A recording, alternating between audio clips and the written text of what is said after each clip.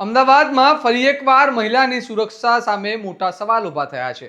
મોટેરાના બિલવાસ વિસ્તારમાં ધોળા દિવસે પરિણીત મહિલાનું ફિલ્મી સ્ટાઇલમાં અપહરણ થતાં સમગ્ર શહેરમાં ચકચાર મચી ગઈ છે. 4 વ્યક્તિઓ કાર લઈને સીધા મહિલાના ઘરે પહોંચ્યા અને સાસુની નજર સામે જ મહિલાને જબરજસ્તી કારમાં ઢસેડી લઈ જતા સમગ્ર ઘટનાના સીસીટીવી દ્રશ્યોએ હવે સોશિયલ મીડિયામાં વાયરલ થયા છે અને ચકચાર મચાવી દીધી છે. આ ઘટનાએ ફરી લોકોના મનમાં સવાલ ઊભો કર્યો છે કે શું અમદાવાદ ખરેખર સુરક્ષિત શહેર છે? આખરે શું છે સમગ્ર મામલો? આવો વિગતે વાત કરીએ આ અહેવાલમાં. નમસ્કાર, હું ચિરાગ વર્ષાબેન, આપ જોઈ રહ્યા છો સ્વમાન. અમદાવાદના મોટેરા વિસ્તારમાં રહેતા કોમલ નામની પરિણીતા મહિલા પોતાના ઘરે આરામ કરી રહ્યા હતા ત્યારે અચાનક 3 યુવકો અને એક યુવતી તેમના ઘરે ઘૂસી આવ્યા હતા અને મળતી માહિતી મુજબ આરોપીઓએ મહિલાને જબરજસ્તી ખેંચીને બહાર લાવવાનો પ્રયાસ કર્યો હતો અને મહિલાએ બૂમાબૂમ કરતા તેમના સાસુ શારદાબેનને બચાવવા માટે દોડી આવ્યા હતા, પરંતુ આરોપીઓએ તેમને ધક્કો મારી ધમકી આપી હતી અને ત્યારબાદ મહિલાને જબરજસ્તી કારમાં બેસાડી ફરાર થઈ ગયા હતા. સમગ્ર ઘટના દરમિયાન મહિલાનો પતિ નોકરી પણ ગયો હતો અને ધોળા દિવસે બનેલી આ ઘટનાએ સ્થાનિકોમાં ભયનો માહોલ ફેલાવી દીધો છે.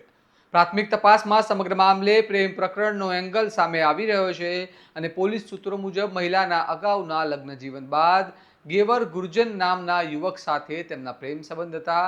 જોકે મહિલાના બીજા લગ્ન થઈ ગયા હોવા છતાં આરોપી સતત તેનો પીછો કરતો હતો અને માનસિક ત્રાસ આપતો હોવાના આક્ષેપ થયા છે. એક તરફી પ્રેમમાં આરોપીએ પોતાના સાગરીતોની સાથે મળીને અપહરણનું કાવતરું રચ્યું હોવાની આશંકા વ્યક્ત કરવામાં આવી રહી છે. ઘટના બાદ સાબરમતી પોલીસે ફરિયાદ નોંધી સમગ્ર મામલે તપાસનો ધમધમાટ શરૂ કર્યો છે અને પોલીસે સીસીટીવી ફૂટેજ અને ઘટનામાં ઉપયોગમાં લેવાયેલી ક્રેટા કારના નંબરના આધારે આરોપીઓ સુધી પહોંચવાના પ્રયાસો શરૂ કર્યા છે.